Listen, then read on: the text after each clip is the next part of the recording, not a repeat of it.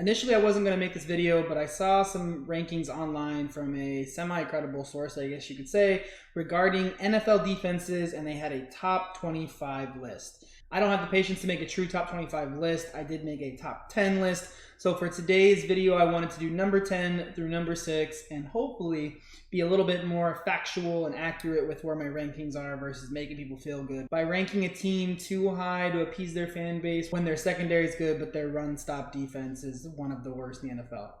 But they're ranked pretty high. Interesting. Anyway, so you might be asking yourself as well, how did I come up with these rankings? It was a combination of holistic defensive stats along with pass rush stats along with secondary stats. I also made up one of my stats for secondaries as well because it was kind of hard to find really good ones that I thought helped rank them effectively. Also looking at free agency moves, looking at draft picks, and also kind of just projecting a little bit based off of cohesion and all the other stuff I already mentioned before. All right, so hopping right into it, at number 10, we have the Detroit Lions. Last season for the Lions, they were 20th in yards allowed per game, 7th in points per game, 25th in pass rush win rate, 19th in run stop win rate, 7th in adjusted yards gained per pass attempt, and 22nd in pass defended percentage. So in 2024, the Lions defense was realistically on a tear. This was especially true with their run defense.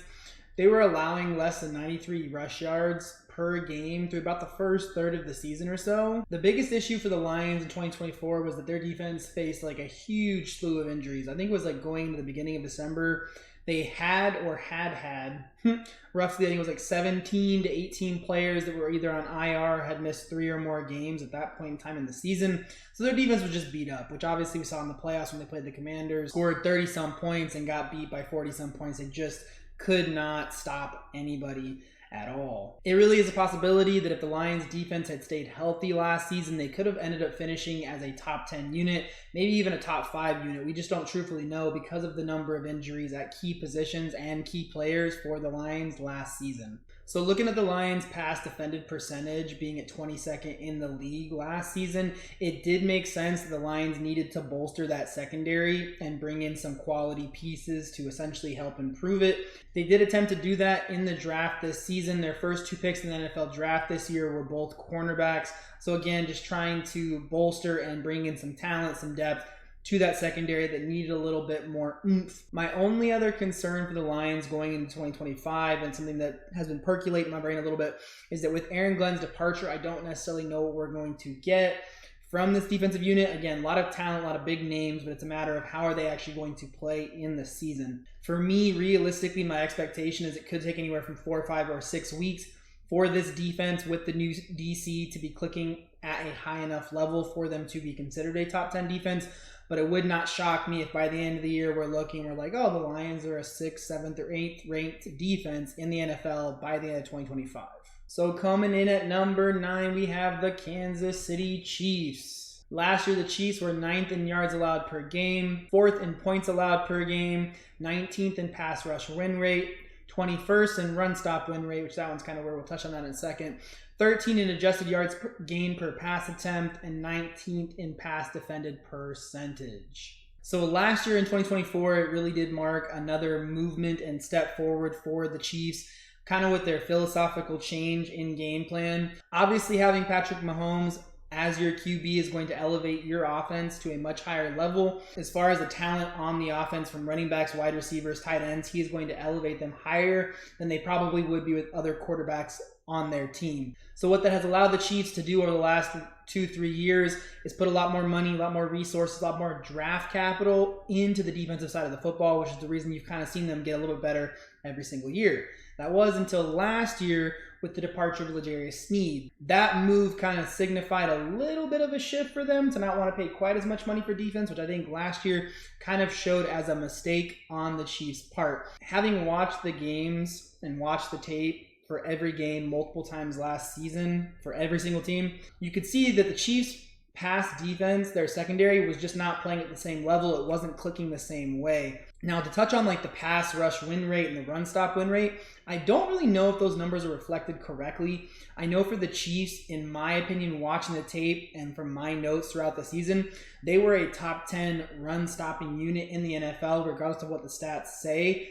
That was not somebody that I wanted to play my fantasy football running backs against. I wanted to avoid having to put them in against the Chiefs because I knew that they weren't going to perform at the same level that I wanted them to. I do know that they put a lot of draft capital into the defensive line, which is kind of ironic because, again, I said they can stop the run. When I watch the games on stats, it doesn't look that way. But what I can say again is I trust Steve Spagnuolo. He's going to make this defense work. He's going to make it hum a little bit better. I do expect them to take a little bit of a miniature step up when it comes to the pass game side of things. And with their draft capital being heavily put into the defensive line and Chris Jones still being on this team, I expect them to still be able to stop the run and rush the passer at an efficient rate. Enough so for the Chiefs to have a top 10 defense going into 2025. At number 8, I have the LA Chargers. I almost wanted to call them the San Diego Chargers right there. So last year for the Chargers, they were 11th in yards allowed per game, 1st in points allowed per game, that's a big one, 22nd in the pass rush win rate, 7th in run stop win rate, 3rd in adjusted yards gained per pass attempt, and 4th in pass defended percentage. So it's really not an understatement to say that last year the Chargers defense really helped carry the dead corpse at times of their offense to win more games than they probably should have. That defense carried this team a lot of the season. Last year, they were number 1 in red zone defense, allowing touchdowns on only 45% of their opponents' red zone trips. They were also 3rd in goal-to-go touchdown percentage. With them being number 1 overall last season in points allowed per game, it obviously really set up and kind of set the tone of what this team was about, which again is defense. My biggest concern for the Chargers going into next season is the departure of Joey Bosa and Poona Ford from their defensive line. I think it's going to dramatically reduce the amount of output you're going to see from their pass rush win rate and from their run stop win rate with these two guys off of this team. The Chargers in the draft this season, though, did with their 3rd and 4th round pick go after players for their defensive line, so they are trying to bolster it and obviously trying out a little bit of depth. I don't know how much talent you're going to get to replace, again, Bosa and Ford with a 3rd and 4th round pick, so it's not really apples for apples. But obviously drafting defensive linemen in the 3rd and 4th round isn't going to hurt this team's performance, so it's kind of probably a little bit of a step back just based on who you're replacing them with and probably picking some people up in free agency as well. One of my other big concerns for this season is Khalil Mack is going into his 12th year. He'll be 34 years old when he plays this season. I don't know how healthy he's going to be. I don't know how he's going to hold up, and I don't know how productive he will be in this coming year. Holistically speaking, I do expect the Chargers to take a miniature small step, however you want to look at it, back from where they were at last season. I don't expect them to fall off the cliff. I still think they'll be good enough to obviously finish at number 8, which is still inside the top 10 of defensive units going into 2025. So it's funny making this list versus talking about the offensive line, because when it comes to defenses, you're not just talking about the defensive line, you're talking about the unit as a whole. So I realized how much hate I'm probably going to get at certain places when I put certain teams at certain rankings, so I'm anticipating this might be one of them. So at number 7, I have the Pittsburgh Steelers. Last season, the Steelers were 12th in yards allowed per game. They were 8th in points allowed per game, 3rd in pass rush win rate, 17th in run stop win rate, 8th in adjusted yards gained per pass attempt, and 13th in pass defended percentage. So obviously for the Steelers, they're one of the franchises that literally has defense and running the ball, but a lot of defense at the core of who they are and who that franchise is. Last year, their defensive unit was the 2nd best in 3rd down situations, holistically speaking. They also ranked 6th in rushing yards allowed last season. Again, I really feel like for talking about the Steelers, it's more justifying how low I have them. It's kind of the concern and kind of the point that I have to get across. So one of the big issues that I have going into 2025 for the Steelers is the departure of Larry Ogunjobi. He is someone who I considered to be a pretty standout edge rusher to pair with TJ Watt on this team last year, so I would imagine that their pass rush as well as their run stopping ability is going to go down a little bit next year, which is part of the reason for the lower ranking than you're probably expecting. From there, one of the big concerns I had for this defensive front in general and kind of the defense as a whole too is I would reckon to say the Steelers are probably one of the top 10 oldest defensive units in the NFL. So age in the NFL doesn't always mean that you're not going to be elite or great, but I am concerned with the overall overall amount of output and just how high this team can play, especially for their defensive front. So I think as the season goes along, they might start out really strong, really hot as a defensive unit. I also anticipate as this defense gets a little bit farther throughout the season, taking more hits, getting more banged up, I think more injuries and the age is going to start catching up with them, and you're going to start to see their production kind of fall off throughout the season, especially for this defensive front. The other big concern that I have for them, and again, like I said, I know that's a lot of concerns, like where's the positives? The positives is they're the Pittsburgh Steelers, they're an elite unit on the defensive side of the football, but I have to go over the reason why I have them at 7, not so much why I have them at 3, because I don't have them at 3. I don't need to justify having them at 3. I need to talk about why they're this low. The other big issue I have for the Steelers is their secondary going into next season. There just wasn't that same level of play that we've kind of come to expect from Steelers secondary units. They obviously have some strong potential from Joey Porter Jr. and Deshaun Elliott on this secondary unit for the Steelers. I don't know if they're going to take the next step up this coming season or play about the same.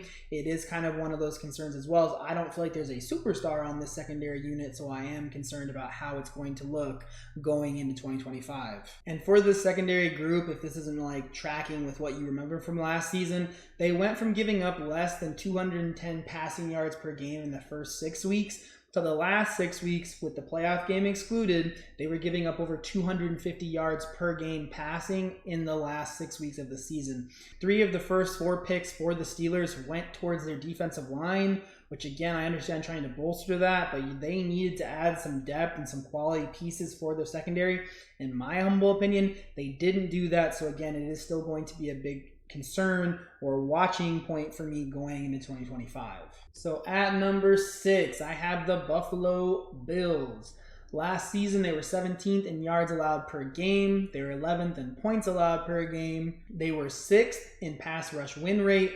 They were 5th in run stop win rate. And they were 12th in yards adjusted per pass attempt. And they were in the bottom 5 of passes defended percentage for their secondary. Last season, the Bills defense was easily among the top 10 NFL defenses, regardless of how you feel about it. If you watch the games, they were playing at a very, very high level. This was especially true when you look at like their pass rush win rate, their run stop win rate. Their big boys up front were getting after the quarterback, and they were stopping the run on a consistent basis. I also do believe that this defensive front is going to take a step up with the release of Von Miller. Regardless of his offseason issues, he was not producing at the same level. They did bring in Joey Bosa from the Chargers. I think he is a dramatic improvement as an edge rusher for the Bills. I anticipate seeing a similar rate of pass rush win rate, run stop win rate for the Bills, maybe even slightly elevated going into 2025. Last season, the biggest concern for the Bills on their defense was their secondary. So what does Sean McDermott and the Bills organization do to address this? Well, they're a good team, they're a good organization, so of course they're going to address it. They go into the draft and take a corner not only at the 1st, but also in the 5th round to add a quality starter and a quality depth piece to this defensive secondary to not only increase the output, but also bolster the output for this secondary unit for the Bills that need a little bit of love to get to the next level. If Maxwell Harrison can transition from the college game to the pro game by week 5, week 6, like I'm sure the Bills are projecting for him, the secondary is going to take the next step up. They're going to play at a significantly higher level, significantly higher clip.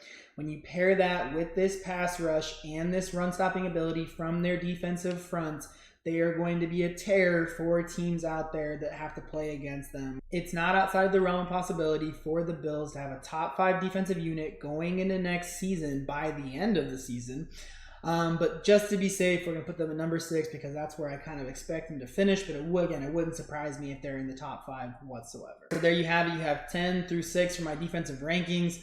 If you guys enjoyed the video, look around here somewhere, maybe not right this second, but it'll be up eventually.